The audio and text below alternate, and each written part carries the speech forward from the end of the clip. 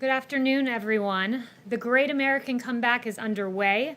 Just before joining you all, we learned from the Bureau of Labor Statistics that unemployment has fallen in 43 states in May as Americans are going back to work.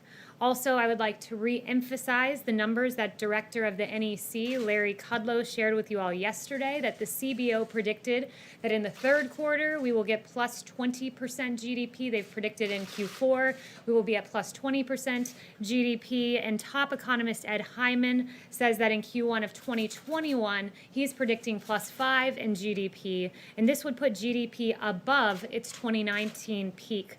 That's right, so pre-coronavirus numbers should those predictions pan out. We are back and we will be booming.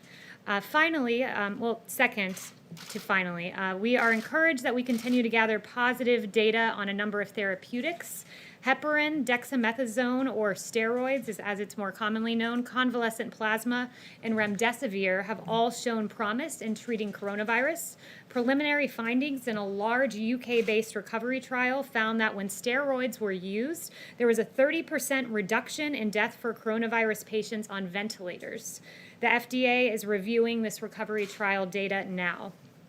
Additionally, on convalescent plasma, there is more encouraging news in partnership with Mayo Clinic. The Trump administration moved very quickly on this therapy in its earliest days, recognizing that it showed promise.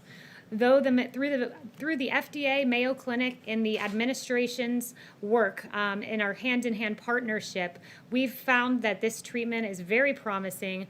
This has shown that the administration has left no stone unturned in looking at every possible treatment at the very earliest stages. The lead investigator of this Mayo Clinic study, Dr. Michael Joyner, summed up his work in saying that convalescent plasma, quote, continues to look promising, end quote, noting the, quote, excellent news of this study, which covered a diverse population of patients. About 20% were African American, nearly 35% Hispanic, 5% Asian, and 40% women. Prior experience with respiratory viruses and some data that have emerged globally suggests that convalescent plasma has the potential to lessen the severity or shorten the length of the illness caused by COVID-19.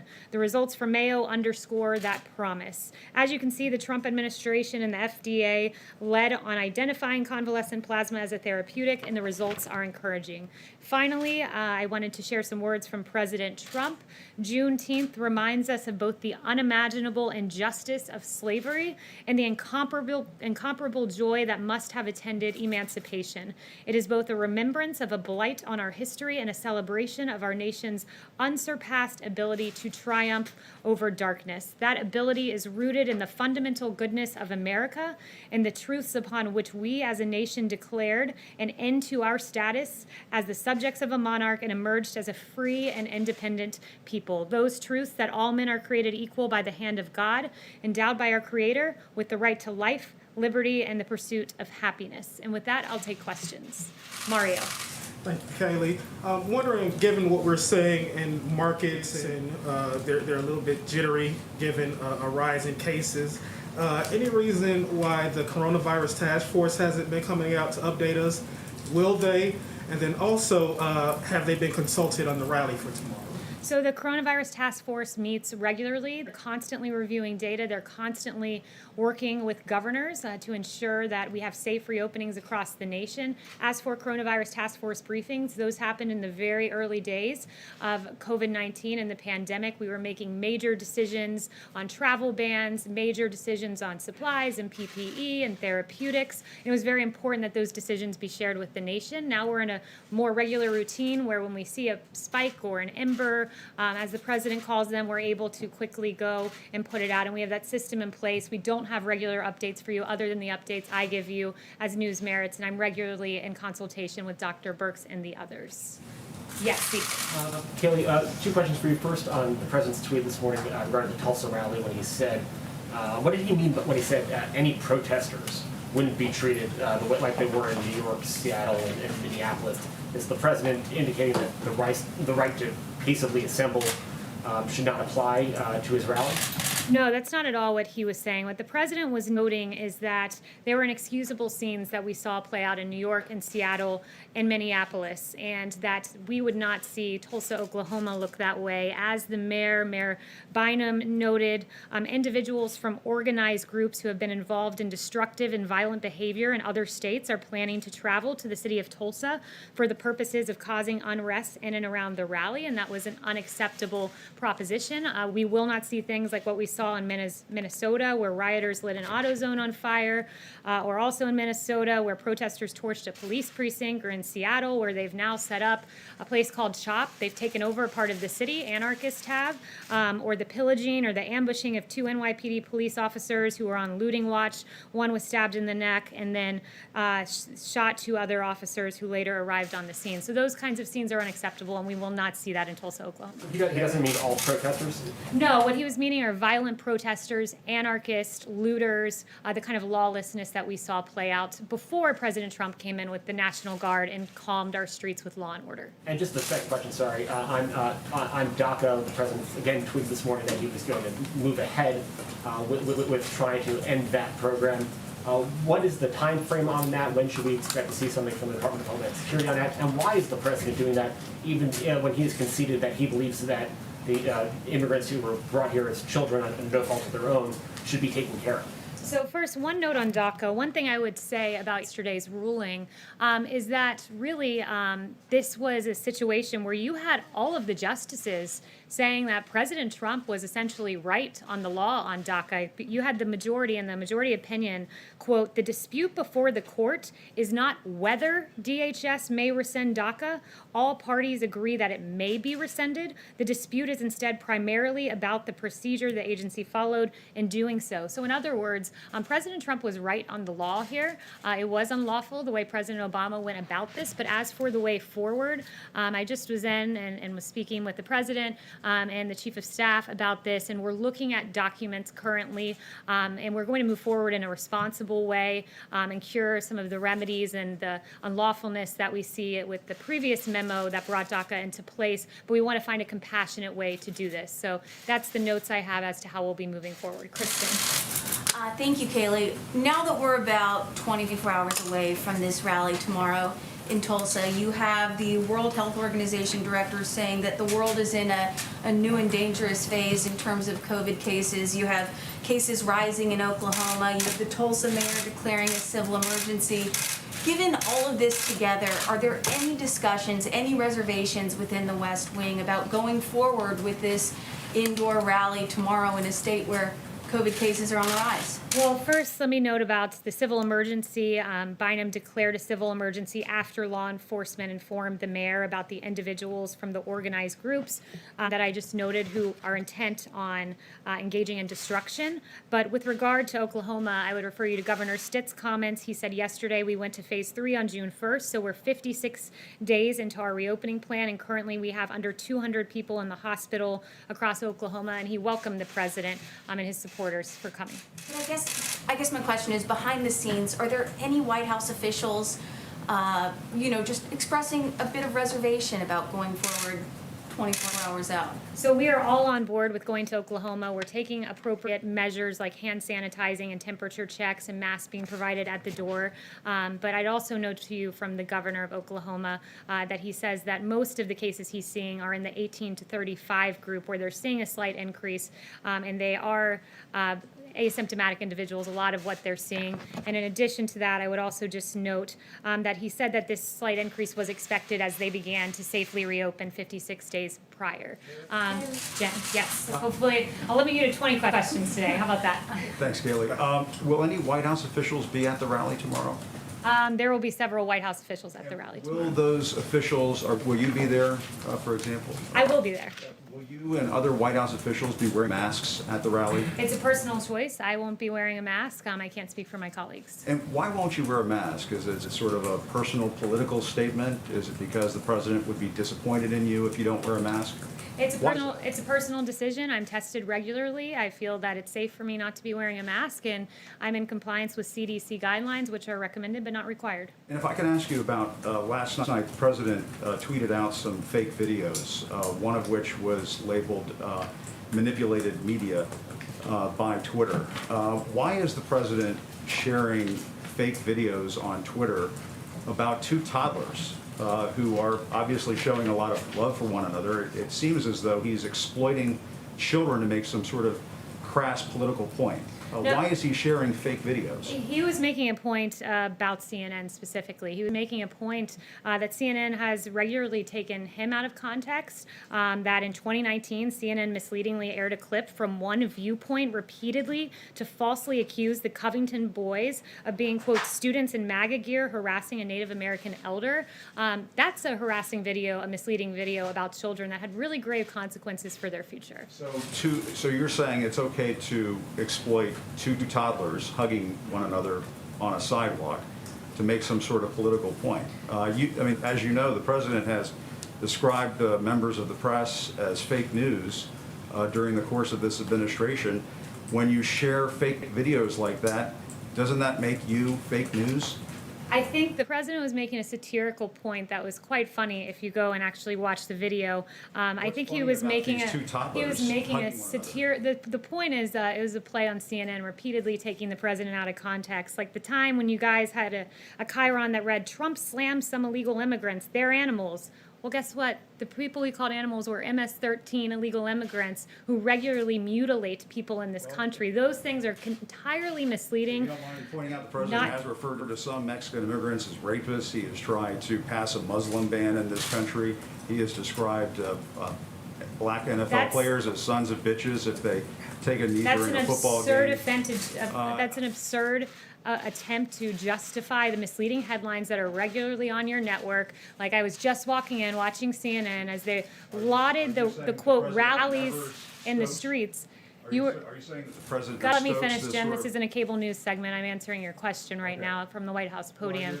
When I walk out of here, Jim, when I walk out here, Jim, and I see on your network celebratory headlines about the rallies and the protests outside. You actually said protests and rallies. So in light of a protest, if these gatherings happen in light of a protest or a rally, as you say, that rally is to be condoned, but not the president's rally. I mean, it's appalling. You have one person on your network saying that this is a celebration in the streets, a carnival-like atmosphere. There's a guy with a sign that says free hugs.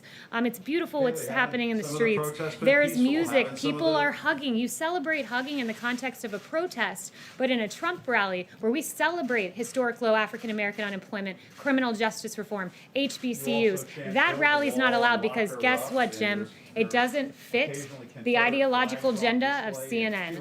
Peter Alexander. Let me ask if I can, Kaylee, why does the president keep hiring people who are dumb as a rock, overrated, way over their heads, wacko, and incompetent? So the president makes hiring decisions based on the fact that he likes to have countervailing viewpoints. I spoke to him this morning about the hiring of John Bolton in particular, and he said, I like to counterbalance my own opinion with individuals that oftentimes have the very opposite opinion of my own. He likes the model of having a team of rivals, like what we saw in President Lincoln's administration. I've been a part of that. I often see rigorous debate, and the president uses his gut and makes the best decision as to how to move forward. So that's what goes into his hiring practices, and I think the team of rivals with President Lincoln worked quite well. There's obviously value in not hiring a team of rivals. It's worked well in the past, but then if you're going to hire rivals, why hire rivals who are dumb as a rock, overrated, way over their heads, wacko, and incompetent? How does that help Well, the sometimes president those govern the rivals country? prove those labels to be true, and that's he says he hires the particularly best true people, in so the does it that's reflect on the president, particularly Kaylee? true in the case of John Bolton, who repeatedly praised the president, then turned. He's been widely criticized by the New York Times for his book. I think John Bolton has proven himself to have those labels as true. Let me follow up just Yes. to Jim Etzell. Just on Juneteenth, Kaylee, it's important. If I can follow up quickly, just on Juneteenth, if I may. We're it's not going to get important. to everyone in the room. The 20-question rule applies to everyone. Oh, okay. Yes. So I'll take the 20 questions if it applies to everyone. Then I've only done 2 so far. For my third one, I'd like to ask, does the president support Juneteenth as a federal holiday? And yesterday, in an interview with the Wall Street Journal this week, the president was speaking about Juneteenth, and he said that nobody had ever heard of Juneteenth. What does that say about the president's relationship to the black community if he would say that when millions of African Americans in this country commemorate it each year? Well, look, what I would say is this president's routinely commemorated Juneteenth. The president, what he said is... You said he learned about it this week. What the no, he did not say that. As Secretary Carson emphasized, I talked to the president about the Juneteenth event. I was pleasantly surprised about how much he knew about it, the whole history of it. He did not just learn about Juneteenth this week. That's simply not true. And as to Juneteenth, there were a lot of people who didn't know what Juneteenth was, and Google searches prove that. And you can see, I looked at the chart on Google searches on Juneteenth, and this year they went like this, and that's thanks to President Trump. Yes. I wanted to ask if the White House is planning to issue an executive order in the coming days to suspend visas for foreign workers, and any detail you can provide in terms of what types of visas, for how long that would last, etc. So I have no announcements on that front today. I'm aware of the reporting, but no announcements. Okay, could I follow up quickly and ask if the president plans to take any health precautions at the rally tomorrow? We are administering hand sanitizer, masks to those who are in attendance should they decide to wear them, and we are taking temperature checks. Daniel. Hi, Kaylee. Arizona's seen surging coronavirus cases, as well as Texas and Florida. Does the president think that they should all keep doing what they're doing, or is he concerned about, this rise in cases and how to stop that?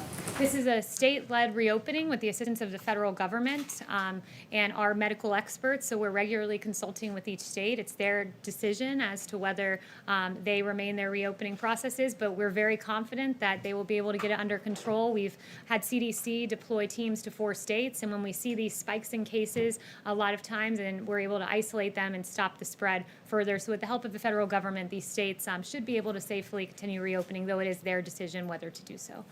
What does the president think of his niece, Mary Trump's new book that's coming out? Yeah, so on the Mary Trump book, what I would say is this. I haven't seen the book.